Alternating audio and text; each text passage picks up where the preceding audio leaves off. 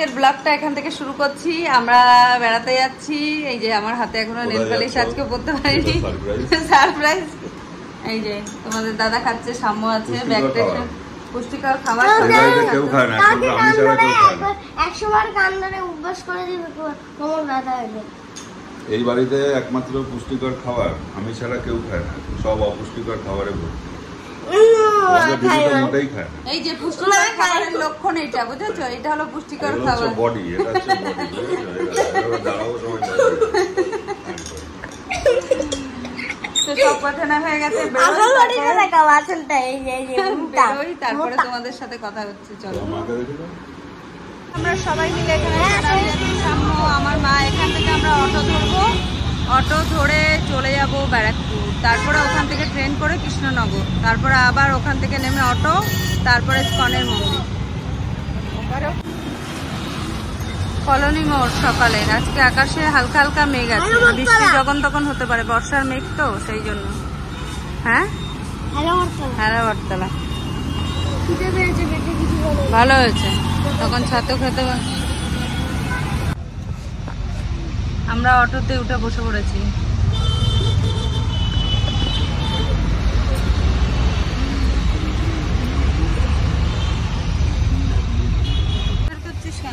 তো এখন বাজে সকাল 8:30। তো এই সময় কিন্তু আমরা কলোনি মোড়ে আছি। অটো করে এখান থেকে চলে যাচ্ছি ব্যারাকপুর। তো এখান থেকে যারা অটো করে ব্যারাকপুর অবধি যাও তারা জানো কিনা ভাড়া, মানে তারা তো জানোই, আর যারা যাও না তাদের জন্য একবার আমি বলে রাখি, 35 টাকা করে এখান থেকে ভাড়া নেয়।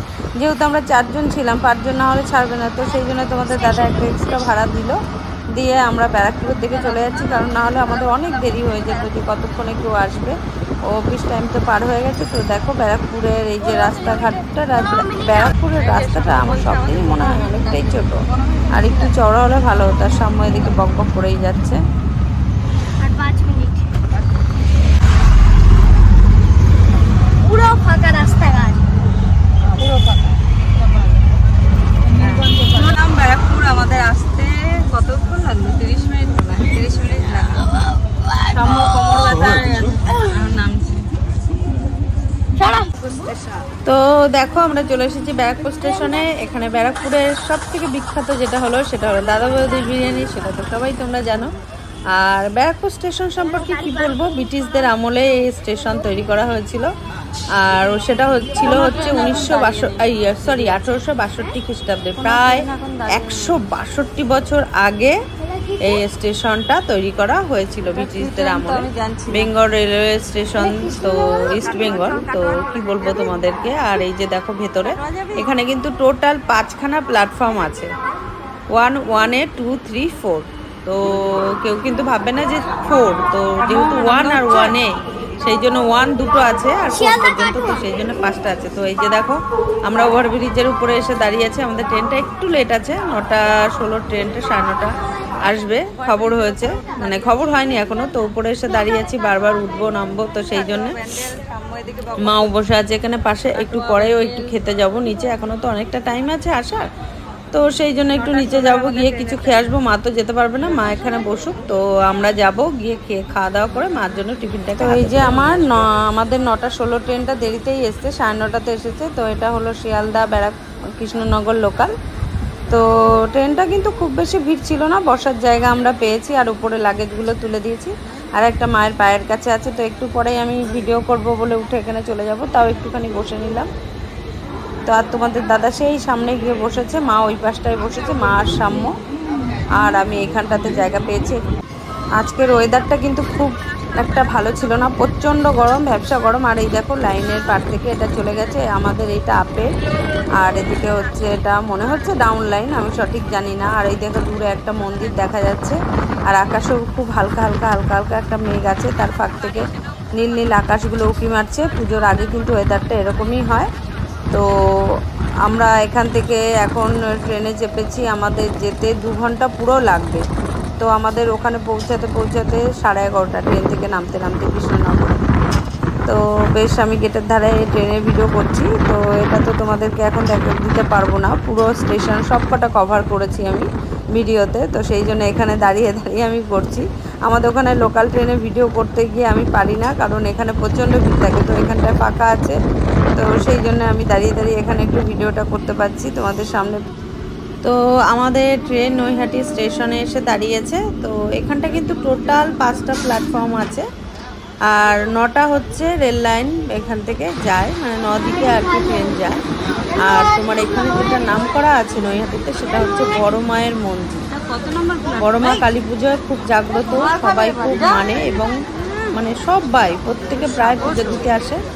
তো আমাকেও আসতে মানে আমি আসিনি এখনো অবধি, তবে আমি এর মধ্যে খুব তাড়াতাড়ি আসবো। তো এখানে বেশ কিছুক্ষণ কিন্তু ট্রেনটা দাঁড়িয়েছিল নৈহাটি প্ল্যাটফর্মে।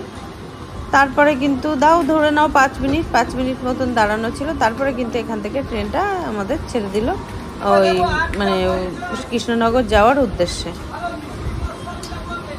তো আর এই স্টেশনটা এটাও 1862 খ্রিস্টাব্দে ইংরেজরাই, মানে সেই সময় ইংরেজদের, আমাদের ব্রিটিশদের আমলে এই রেলওয়ে স্টেশনটা তৈরি হয়েছিল। আর এটার কিন্তু ইলেকট্রিফিকেশন হয়েছিল মানে তোমার 1963 থেকে 1965 খ্রিস্টাব্দের মধ্যে। তো এখানে মোটামুটি সবই রেলওয়ে স্টেশনগুলো কিন্তু মনে হচ্ছে আমি যতটুকু দেখলাম যে 1862 খ্রিস্টাব্দের দিকেই এটা তো তৈরি হয়েছে। তো দেখো আমাদের ট্রেনটা ছেড়ে দিয়েছে। আমি তো সব স্টেশন তোমাদেরকে এখন কভার করিনি, পরে দেখাবো। তো এই যে নৈহাটি থেকে ছেড়ে আমাদের ট্রেন বেরিয়ে যাচ্ছে কৃষ্ণনগরের দিকে। এখনও আরও অনেকক্ষণ লাগবে, বেশ কিছুক্ষণ লাগবে আমাদের কৃষ্ণনগর পৌঁছাতে।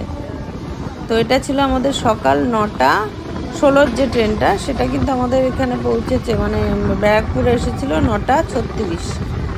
9টা 36-এ আমরা কিন্তু উঠেছি ট্রেনে।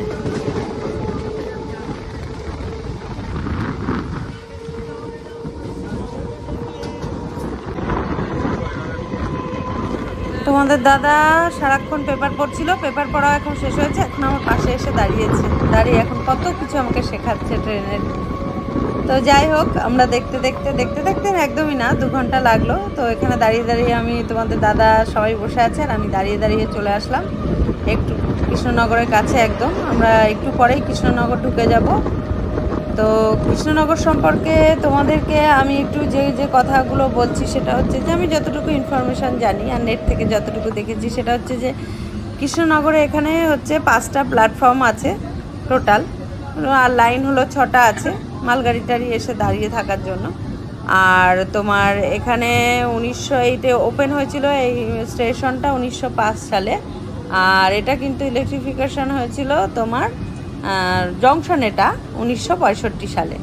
আর এখান থেকে কিন্তু 3টে লাইন ভাগ হয়ে যাচ্ছে, 3 দিকে চলে যাচ্ছে। একটা হচ্ছে লালগোলা, একটা হলো শান্তিপুর, আর একটা শিয়ালদা। তো এই হলো এই কটা লাইন এখান থেকে চলে যাচ্ছে। তো দেখো আমাদের ট্রেন ঢুকে যাচ্ছে, আমাদের ট্রেন 3 নম্বর প্ল্যাটফর্মে দিয়েছে। তো আজকে যাত্রা আমাদের কৃষ্ণনগর পর্যন্ত ছিল। তো তোমাদের ভিডিওটা কেমন লাগছে আমাকে অবশ্যই কমেন্ট করে জানাবে। আর যদি ভিডিওটা ভালো লাগে একটা লাইক, আর চ্যানেলটাকে অবশ্যই সাবস্ক্রাইব করে দিও আমার জীবনের বিভিন্ন ধরনের খবরগুলো পাওয়ার জন্য। আর আমি ইনফরমেশন যতদূর পারবো তোমাদেরকে দেব। তো আমাদের ট্রেন প্রায় ঢুকে গেছে, তো চলো।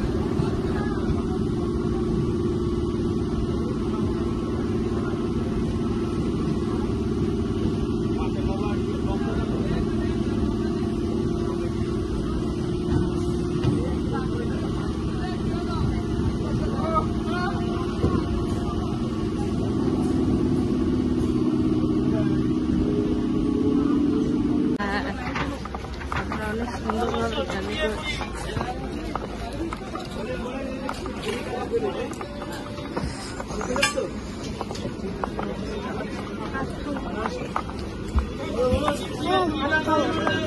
ওখানে যাই। তারপর